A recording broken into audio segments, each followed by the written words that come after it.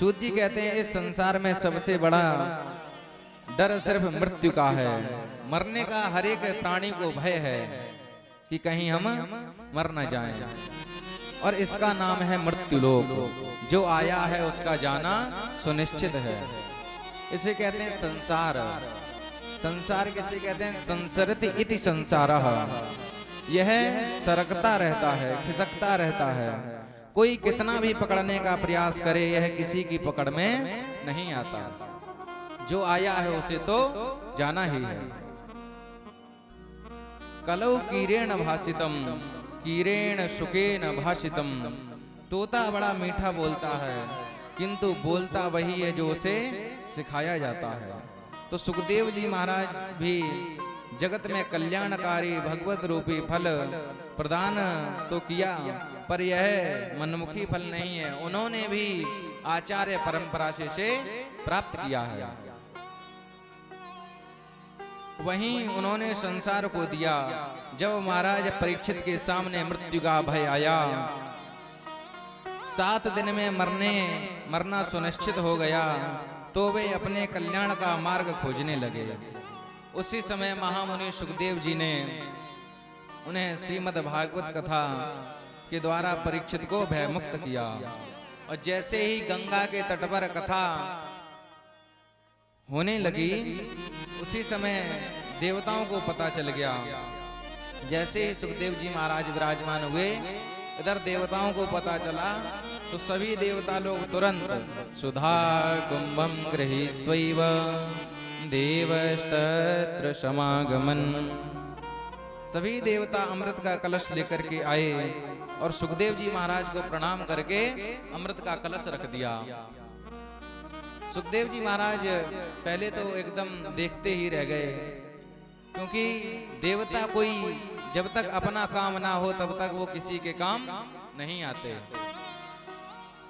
तो कहते हैं, अरे देवताओं, ये अमृत का कलश लेकर के तुम यहाँ कैसे आए हो? तो देवताओं ने कहा, महाराज जैसे ही हमें पता चला कि परीक्षित जी की सर्पदंश से मृत्यु हो जाएगी, तो हम ये अमृत कलश लेकर के आ गए। क्योंकि ये अमृत परीक्षित जी पी लेंगे, चाहे सर्प काटे चाहे कोई काटे, उन्हें तो मरना ही नहीं है जब वो अमर हो जाएंगे। तो हम ये अमृत कलश ले आए। लेकिन सुखदेव जी महाराज जानते हैं कि कोई ना कोई कारण तो अवश्य होगा जो देवता यहाँ आए। तो तुरंत ही देवताओं ने कहा कि एक काम करो, ये सुधा अमृत जो है वो परीक्षित जी को पिला दो, और जो कथा अमृत है वो हमें पिला दो। तो सुखदेव जी महाराज पहले तो हंसे और बोले, तुम्हारे आते ही मैं समझ गया था कि कुछ गड़बड़ है। अरे दधीच महात्मा को प्रणाम करने गए तो उनसे उनकी हड्डियां मांग लाए, और तुम यहाँ बिना काम के आ सकते हो? देवता लोग तो अपना कार्य बनाने में बड़े कुशल हैं, सुकार्य कुशलासुरा। तो उन्होंने कहा, और तुम तो सौदागर बनकर आए हो, श्रोता बनकर के आते, भक्त बनकर के आते तो हम तुम्हें ये कथा अवश्य सुनाते, लेकिन तुम तो सौदागर बनकर आए हो। अरे सौदा तो छोड़ो, तुम तो ठग बनकर के आए हो, ठगने के लिए। क्योंकि कहाँ तुम्हारा सुधा अमृत और कहाँ हमारा कथा अमृत? क्व सुधा क्व कथा लोके क्व काचा क्व मणिर्महान ब्रह्मरातो विचार्यैवं तदा देवांजः सह। बोले कहाँ तुम्हारा सुधा अमृत कांच का टुकड़ा, और कहाँ हमारा कथा अमृत एक चमचमाती हुई मणि, और तुम एक तुच्छ से कांच के टुकड़े की तुलना एक मणि से कर रहे हो, तो तुम तो ठग हो। सुखदेव जी महाराज ने देवताओं को कथा नहीं सुनाई, वहां से भगा दिया। और जैसे ही इतना देवताओं ने सुना तो देवता तुरंत पहुंचे ब्रह्मा जी के पास। पहुंचे, महाराज हमें कथा नहीं सुनाई, वहां से भगा दिया। बोले तुम इसके पात्र ही नहीं हो कथा सुनने के। ब्रह्मा जी ने कहा, एक चिंता मत करो, एक काम करो, देखते हैं 7 दिन बाद क्या फल मिलता है।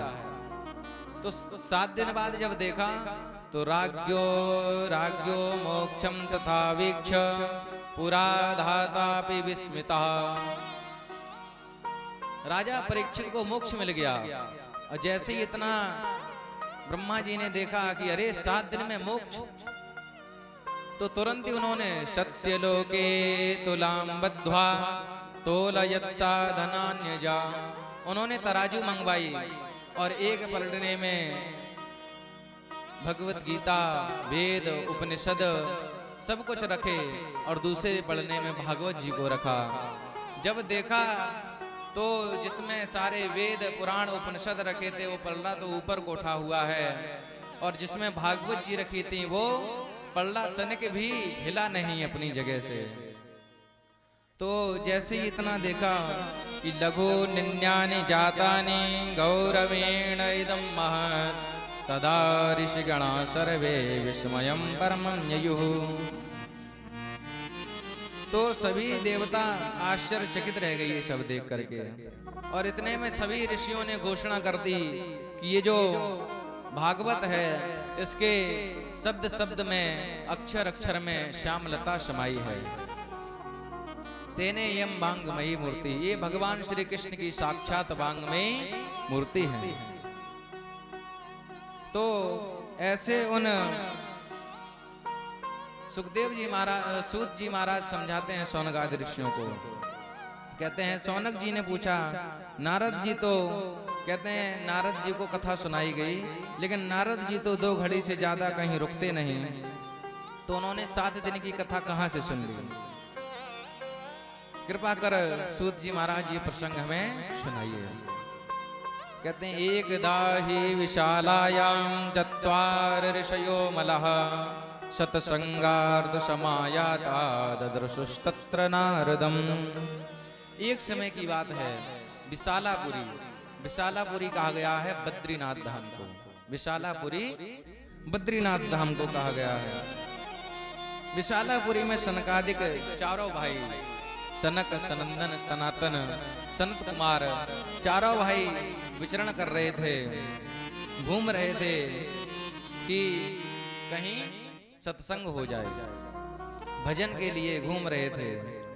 इतने में उन्होंने अचानक से नारद जी को आते हुए देखा। तो नारद जी का मुख बड़ा ही दुखी था, बड़े ही दुखी लग रहे थे नारद जी।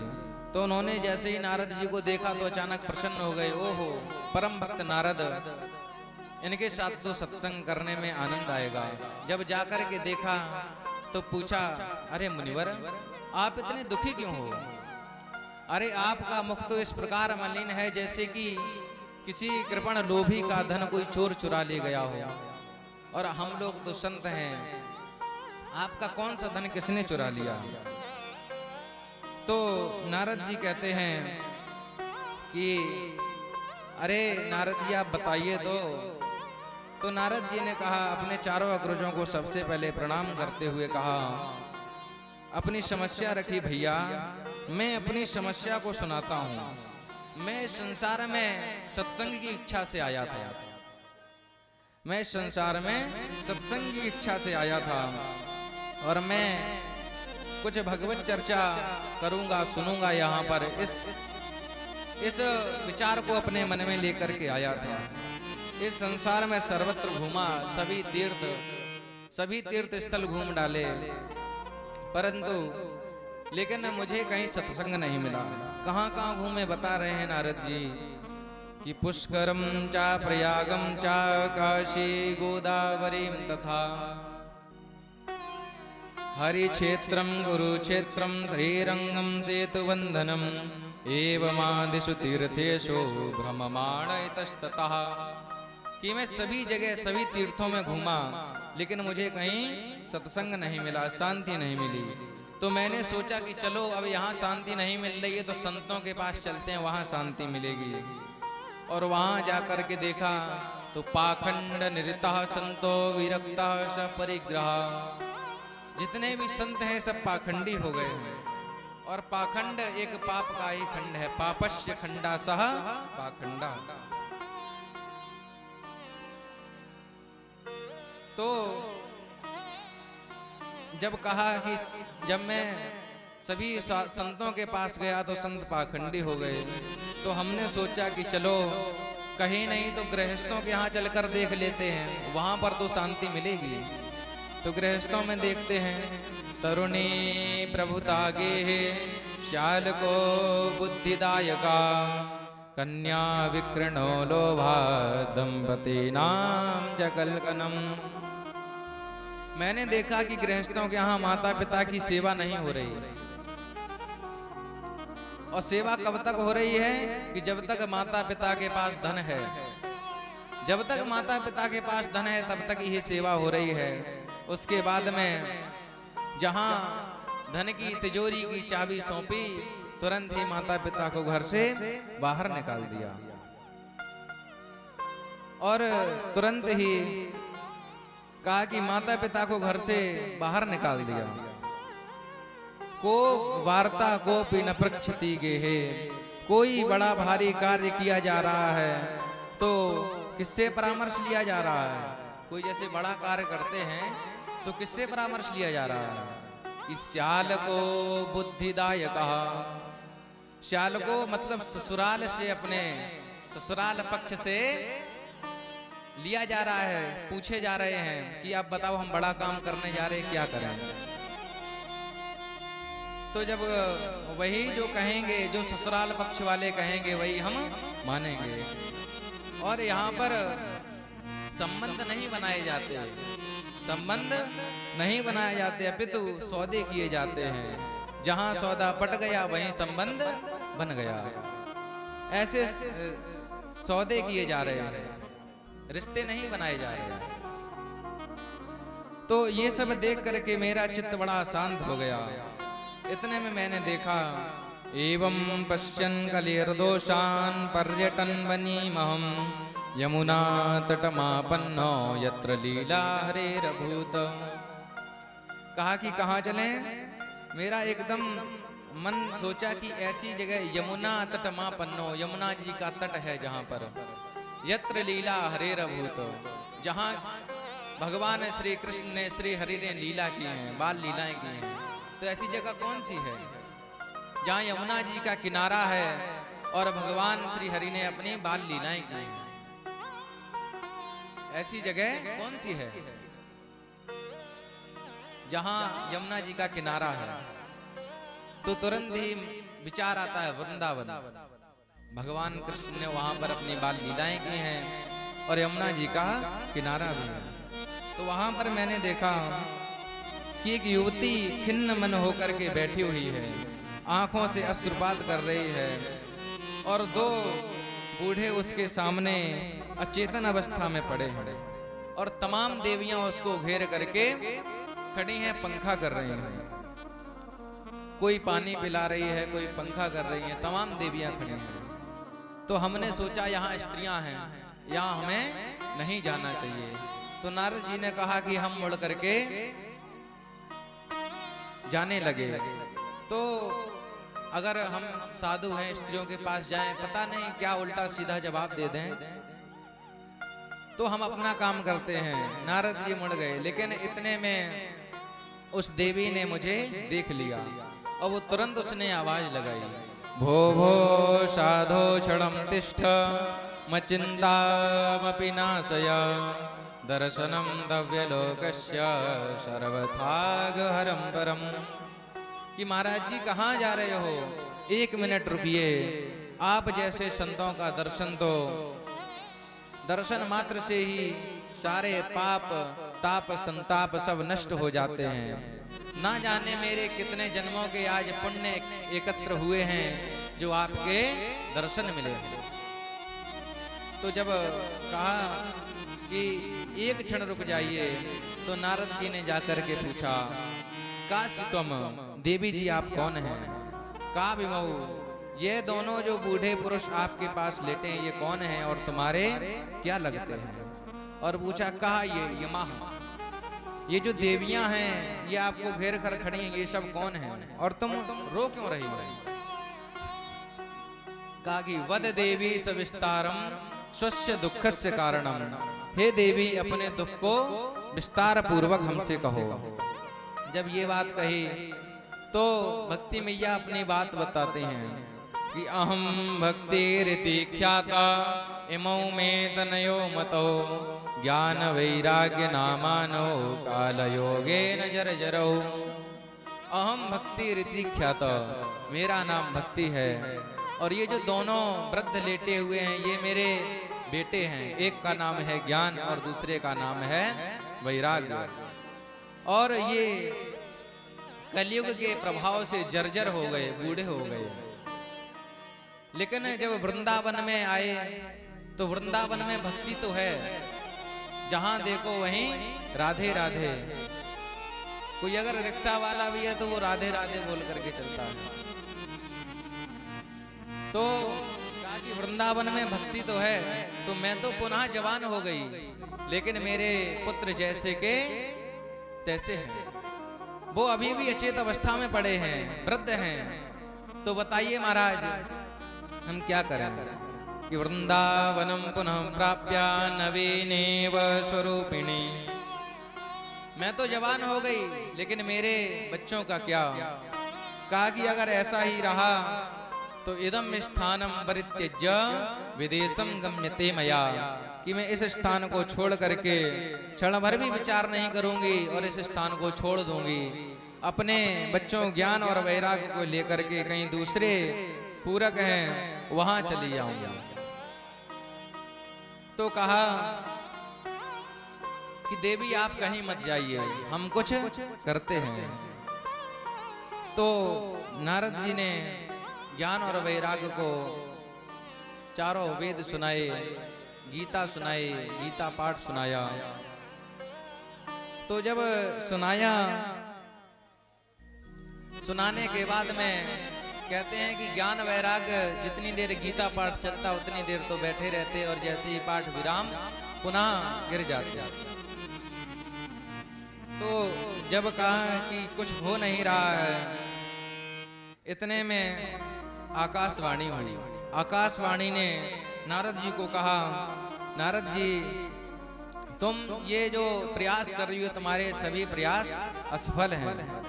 तो नारद जी ने पूछा तो क्या करें। आकाशवाणी ने कहा ये तदर्थ सत्कर्म सुरर से तुम समाचर। नारद जी तुम सत्कर्म करो। अब नारद जी सोच में पड़े हुए हैं, सत्कर्म क्या है, सत्कर्म क्या है, सोच रहे हैं। सभी से पूछा, घोषणा कर दी नारद जी ने। नारद जी प्रश्न पूछने के लिए निकले कि सत्कर्म क्या है, सभी जगह पूछ रहे हैं। तो उन्होंने कहा कि चलो कहीं ना कहीं ढूंढते हैं, कोई ना कोई मिला। जब नारद जी निकले तो वहीं जितने देखते हैं बड़े बड़े जो महात्मा धर्मात्मा है वो समाधि लगा गए कि नारद जी हमारे पास आएंगे, प्रश्न पूछेंगे। जब नारद जी को नहीं पता तो हमें क्या पता, हमें उत्तर नहीं दे पाएंगे तो फिर हमारे संसार में क्या इज्जत रह जाएगी जब हम नारद जी के प्रश्न का उत्तर नहीं दे पाएंगे। तो समाधि लगा ली। अपने शिष्यों से कह दिया कि नारद जी आए तो उनको बता देना कि महाराज जी अभी तीर्थ यात्रा पर गए हैं। और जब हम चारों तरफ ढूंढ रहे हैं तो अभी कहीं भी हमें सत्कर्म नहीं मिला। जब सत्कर्म नहीं मिला तो सनकादिकों ने कहा कि जो सत्कर्म आकाशवाणी ने कहा वह सत्कर्म कोई और नहीं है, बल्कि वह सत्कर्म है श्रीमद्भागवतालापा सतुगीता सुकादिभिः। जैसे सुखदेव जी जैसे परमहंसों के श्रीमुख से गाया हुआ वह मधुर गीत श्रीमद् भागवत को, वह दिव्य महाऔषधि जिसका पान करते ही ज्ञान और वैराग्य वृद्धावस्था की दूर हो जाएगी और नव यौवन संपन्न होकर अपनी मैया के साथ नाचेंगे, वह कोई और सत्कर्म नहीं, वह सत्कर्म भागवत जी है। अब नारद जी पहले तो हंसे, फिर बोले, विश्वास नहीं किया और कहा कि महाराज भागवत कहाँ से निकली है। भागवत बोले वेदों से। बोले जब हमने चारों वेद ही सुना दिए तो भागवत सुनाने की क्या आवश्यकता। तो नारद जी ने जब ये कहा कि जब हमने चारों वेद सुना दिए तो भागवत सुनाने की क्या आवश्यकता। तो कहा कि वेद तो तुमने सुना दिए, अब कहा जाए कि फल लाना है और तुमको हमने पूरा पेड़ ही ला करके रख दिया, फल की क्या आवश्यकता। अब जैसे अभी कहा जाए कि महाराज परीक्षित जी हवन के लिए घी चाहिए, कहा कि महाराज घी तो नहीं मिल सकता, कितना चाहिए कि 10 किलो घी चाहिए। अरे घी तो नहीं मिल सकता, आप एक काम करो 1 कुंटल दूध ले लो, दूध से ही घी निकलता है, दूध ले लो उसी से हवन करो। तो ऐसे ही अब जो कार्य घी कर सकता है वो कार्य दूध से नहीं हो सकता। कहा जाए कि चीनी किससे बनती है, गन्ने से। कहा जाए कि चाय के लिए चीनी चाहिए, तो कहा महाराज चीनी तो बहुत दूर मिलेगी, यहाँ जंगल में कहाँ, एक काम करो गन्ने का एक गट्ठा रख देते हैं, उसी से चाय बनाओ। तो जो काम फल कर सकता है वो वृक्ष नहीं। तो भागवत जी वेदों का पका हुआ फल है। तो कहा कि भागवत जी को जब सुनाओगे तभी ज्ञान और वैराग्य जागेंगे। जब इस प्रकार दृष्टांतों से जब सनकादिकों ने नारद जी को समझाया तो नारद जी की शंका शांत हुई। नारद जी हाथ जोड़ करके बोले, भैया अब मैं समझ गया कि पढ़ लिख कर कोई कितना भी बड़ा विद्वान बन जाए, पर जब तक आप जैसे संतों का संग नहीं मिलेगा तब तक शास्त्रों का रहस्य समझ नहीं आएगा, समझ ही नहीं सकता। और आप जैसे संतों के दर्शन तो बहुत ही भाग्य जब उदय होते तब मिलते हैं। भाग्योदयेन बहुजन्म समर्जितेन सत्संगमं च लभते पुरुषो यदा वै। इसी जन्म के भाग्य नहीं है पितु, जन्म जन्मांतरों के जब भाग्य उदय होते हैं, पुण्य उदय होते हैं, तब आप जैसे संतों का साथ प्राप्त होता है। तो कहा कि चलो, अब जब बताया तो कहा कि कहाँ कथा की जाए, कहाँ कथा सुनाओगे। नारद जी बोले कि कथा कहाँ हो, तो बोले गंगा द्वार समीपे तो तटमानंद नामकम। कि एक बात विचारनी है कि जब कहीं भी कथा करनी थी तो बद्रीनाथ में ही कर लेते। भाई मिलन कहाँ हुआ, बद्रीनाथ में ना, तो बद्रीनाथ में ही कथा कर लेते, प्रेम से कथा हो जाती। लेकिन कथा तो हो जाती, बद्रीनाथ में श्रोता कहाँ से मिलते। यह उस काल की बात है जब प्रायः महाप्रयाण करने के लिए लोग जाते थे, गिने चुने लोग बद्रीनाथ पहुंच पाते थे। और पहुंच जाते थे तो वहां इतने सिद्ध कोटि के होते थे कि उनकी समाधि ही लग जाती थी। नीचे उतर करके आए हरिद्वार आनंद नामक तट पर। और दूसरी बात, नीचे भी इसलिए नहीं गए कि सिद्ध कोटि के संत हैं, वहां ये है कि जिनको कथा सुननी है वो नीचे से भी पास में पड़ेगा आ जाएं, और ऊपर से भी संत लोग आ सकते हैं। और विराजमान हुए दिव्य दिव्य कोटि के संत यदि सुनना चाहें तो वो भी अपनी समाधि छोड़ करके हरिद्वार आ जाएं। तो महात्मा लोग ध्यान समाधि आदि छोड़ करके नीचे आ जाएंगे और संसारी लोग नीचे से थोड़ा ऊपर आ जाएंगे।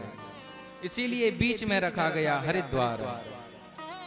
तो नारद जी सनकादिक चारों भाइयों के साथ हरिद्वार की पावन भूमि में बैठ गए और बढ़िया गंगा जी की रेती इकट्ठी करके आसन बनाया और कथा प्रारंभ की।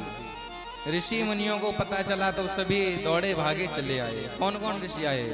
भृगुर्वशिष्ठैश्च वनैश्च गौतमो मेधातिथिर्देवलदेवरातो रामस्तथा गादिसुतश्च शालको मृकुण्डपुत्र त्रिजपिप्ललाधा योगेश्वरौ व्यासपराशरौ च छाया सुकोजा जलिजन्मुख्या सर्वेप्यमी मुनिगणाः पुत्र शिष्या स्वस्त्री विरारयुते प्रणयेन युक्ता। जो गृहस्थ संत थे वे अपनी स्त्री पुत्र आदि को लेकर दौड़े आए और जो विरक्त संत थे वो अपने शिष्यों को लेकर के दौड़े चले आए। सब ऋषि मुनि दौड़े दौड़े आए और देखते ही गंगा तट पर गंगा तट ऋषियों से संतों से भर गया। कोई जय जयकार बोल रहा है, कोई शंख फूंक रहा है। जय शब्दो नमः शब्दो शंख शब्द तथैव च। गंगा तट जय घोष से गूंज उठा। अब उस पावन संतों के समाज के मध्य सनकादिक ऋषियों ने अपनी कथा का शुभारंभ किया। क्या सुनाते हैं कथा में? सदा